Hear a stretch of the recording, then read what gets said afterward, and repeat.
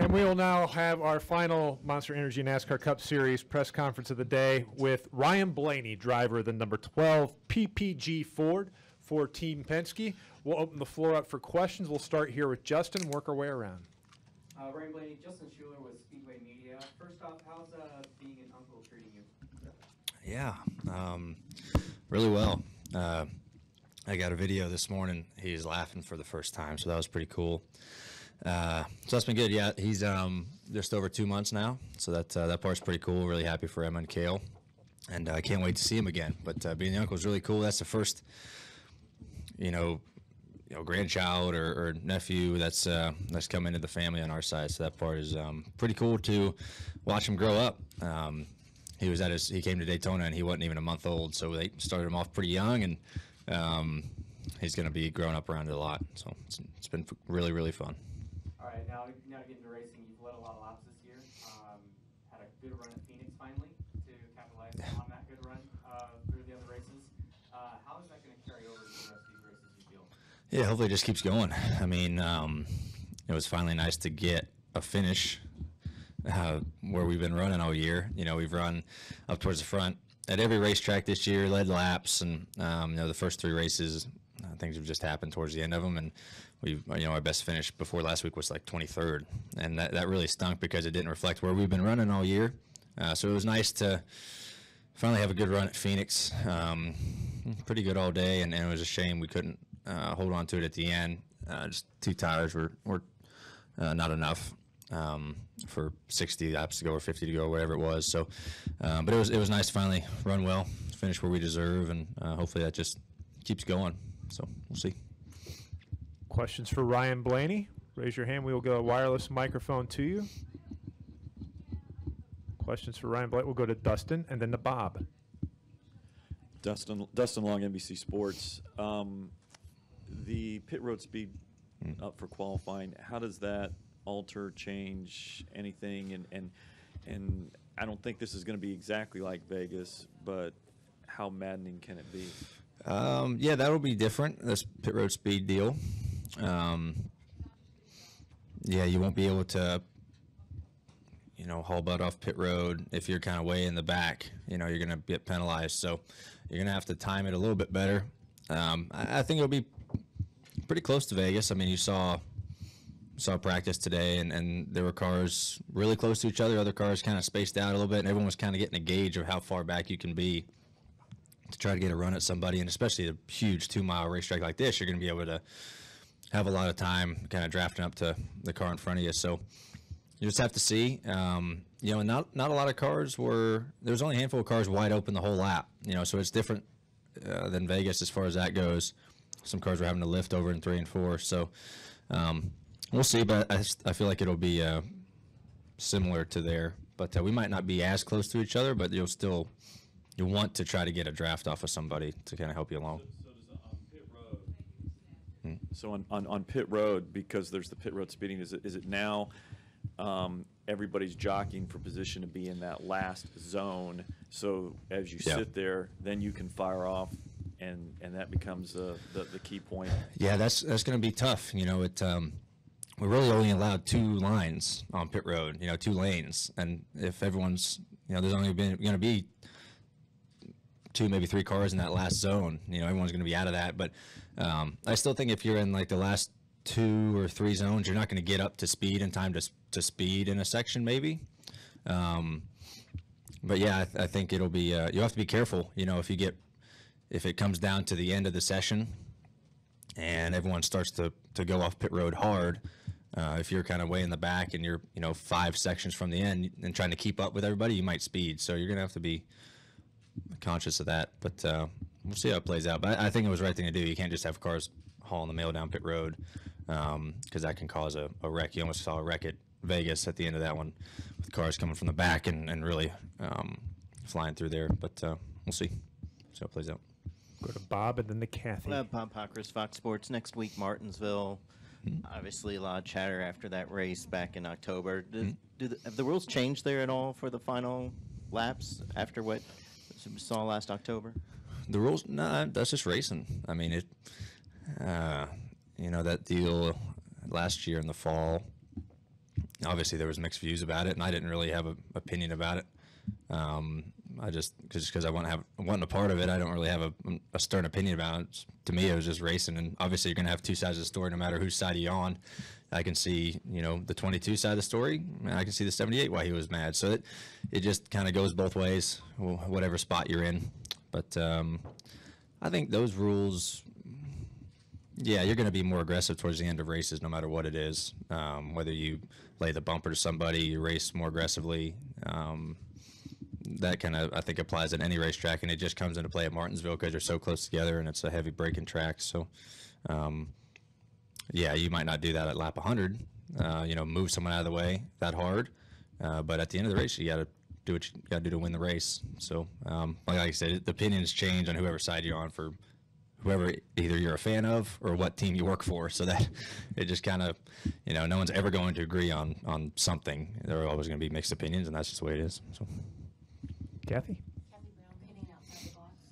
When Kyle Larson was in here, I kind of asked him about how the wind was playing out in first practice, and he said he was doing single car runs, so it really wasn't a factor. And then when Kyle Busch came in, he said that it kind of alerted him when he was coming into three, and into four, coming down the start finish line. How do you think the wind and the drafting and everything is going to play a factor when you guys go out to qualify later today? Yeah, if it keeps up like this, it'll play a big factor. I can't remember it ever being this windy here. It's always kind of been a little bit, but not bad. And this kind of reminds me of like Vegas. Vegas can get pretty windy, like into three. It always blows down the back straightaway into three. And here it's kind of been moving around. It almost blows from like turn 2 to turn 4, and you can feel it. But sometimes, like I had a run where I didn't feel it, and the next run I did. Like it's just gusting, and it's hard to predict. I got asked earlier, can you set your car up to change that? I'm like, no, you just kind of have to deal with it, and hopefully it just doesn't hit you. The worst part it can hit you is in the left side door. It just kind of shoots you up the racetrack. So, and when it's blowing from 2 to 4, like when you're coming off of 4, it can really hit you and send you up the racetrack. So it'll play a factor. It just kind of depends on when it blows hard and if you're out there and it hits you at the wrong time. But yeah, between the wind today, drafting, it'll be interesting. It's been windy here. I don't know. I think it's supposed to keep up. I don't know if there's a big front coming in or what, but you can feel it for sure. Additional questions for Ryan Blaney? We'll go to Dustin. Dustin Long, NBC Sports. Can you put into perspective from your viewpoint of what Kyle Busch has been able to do with beyond the precipice of 200 career wins? Obviously, you'll probably never get that opportunity just because of the rules, the way they are written now, unless things change. But just kind of your viewpoint of. That's impressive. I mean, what he's able to do in any series. I mean, you watch him week in and week out. Trucks Xfinity Cup Series. I mean, he's one of the best drivers. That's why he wins so much. And he's I was a big fan, still am, fan of him growing up. He's not, was he 33? And I watched him when I was growing up. And, he was dominating races then and still is. And I feel like he's just getting better as years go on. I hear a lot of people giving grief of like, oh, he's just mainly won in the Xfinity and trucks. I'm like, well, yeah. I mean, he's deserving of it. And I don't know what his win percentage is in those two series, but it's very high. And, it's pretty spectacular. It almost makes me mad how good he is. And, I as a competitor, I don't like seeing him win. And frustrates me how he's able to find a way to be better than everybody else, a lot of weekends. But he does it right. He's very smart and knowing what his car needs. You see him a lot. Get so much better throughout the race. He knows what he needs as the race progresses, and that's a hard thing to do, and he's figured it out, him and Adam Stevens, and it's really impressive. You have to admire it. Even though I'm jealous of it, you have to admire it. And, yeah, he's definitely up there with one of the greats for sure as race car drivers that'll go down in history. So it's pretty neat to watch him do it, even though I like to be in the same spot. You finished second to him 5 times in your career. Were there any of those races that you recall offhand that? Yeah, Indianapolis 2015 and the Xfinity cars. Passed him on a restart. Led the last, I think it was 23 to go. I led the last 22 and a half laps. And it was my mistake how he beat me. But yeah, that one always, I always think about. But yeah, second 5 times to him. I didn't know that. That pisses me off even more. Appreciate it. Oh, 18 times. Well, at least we're not up there yet. But yeah, no, you got to appreciate what he's done. It's pretty spectacular. Come on, from the Joe. Hey Ryan, how you doing? Good. Joe Britt, Gotcha Racing. When you as a driver, do you have much input on how the car is set up? And if so, does your engineer listen to you 100%? Yeah, you know, so how it kind of works during the week is like, our crew chief and 2 engineers and myself, we at least get on a call or meet and kind of go over a game plan of what, you know, the strategy is for the weekend, kind of like practice schedule and things like that, and what we're going to work on as far as changes. They already kind of have a list of changes they want to try throughout the race weekend that either we know work or things they just want to kind of experiment with, especially experiment now because of this new package and things like that. So as far as like the, you know, shocks and springs and wedge and track bar heights and things like that, you know, that's mainly the crew chief and engineers, just because that's their job. My main input is just how the car is driving, and if something worked here in the past, maybe we could go that direction. So it's all kind of a group effort, but as far as kind of the basic setups and things like that and how they want to unload, that's between those 3 people. That's but you know, when we get to the track and I'm telling them what the car is doing, that's 100%, you know, them listening to me, and then we all kind of brainstorm of what we can do to kind of what changes we should make. So yeah, that the midweek stuff of setting the car up, that's those 3 people. That's a very important time for them. Yeah. We'll go to Chase and then to Justin. Chase Willem, NASCAR.com. Ryan, you mentioned about Kyle Busch being one of the he will go down as one of the greatest ever. Mm-hmm. When we talk about the GOATs of the sport, do you think it's fair to only focus on championships? Like Kyle only has 1 championship, but he's about to win 200 races, obviously, eventually. Mm-hmm. Do you think that's fair to only focus on that, or should we broaden that perspective? That debate kind of goes into all sports, doesn't it? I mean, you look at, you know, basketball and, you know, Jordan and LeBron and that big debate, and they go back to rings and stuff like that. And it's so hard to compare past and present. You know, just, you know, everyone tries to compare, you know, Jimmy or Kyle to you know, Dale Earnhardt or Richard Petty and people like that, and you can't compare them just because it's a totally different era. You never know how one would do in a certain time period.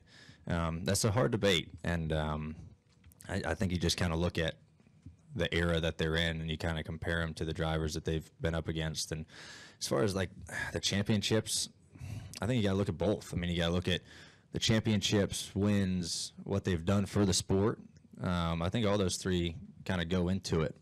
I saw a lot of people kind of comparing Jimmy and Kyle and, you know, their first 15 seasons or whatever, and you know, Jimmy's won more championships and more races in his first 15 seasons or whatever. But I feel like they're, you know, I don't think, is Jimmy light years ahead of Kyle? No, I think they're pretty even as far as amazing race car drivers. But yeah, I think you got to look at the whole thing. You can't just look at championships. I feel like that part's kind of hard to do, especially because the championship format has changed and things like that. Yeah, that's just hard comparing people, especially past and present, things like that. Just you got to look at overall things, and it's a good thing I'm not on, you know, selection committee or things like that, because that's a tough job comparing great drivers or crew chiefs or owners, whoever's been in the sport. We'll finish here with Justin. Justin Schuler, Speedway Media again. A fan question, actually. You've won on the Triangle. You've won on the Roval. What's the next oval track that you'll get the win at? Hopefully here. I mean, I don't really have ones circled, you know, of like I want to win here. Just try to win whenever you can. It's so hard to do, and you know, yeah, just try to get one this weekend. I think our cars have been fast enough to do it. It's just a matter of kind of putting a whole race together. But as far as like favorite racetracks and races that I adore, you know, like the Bristol Night Race is a favorite of mine. But you know, I don't have that circled of like I want to win this one. Like I want to win every one. So we'll just see if we can start here and then keep going. So, Well, Ryan, thanks for joining Okay. us today. Good Thank luck you. this weekend. Appreciate it.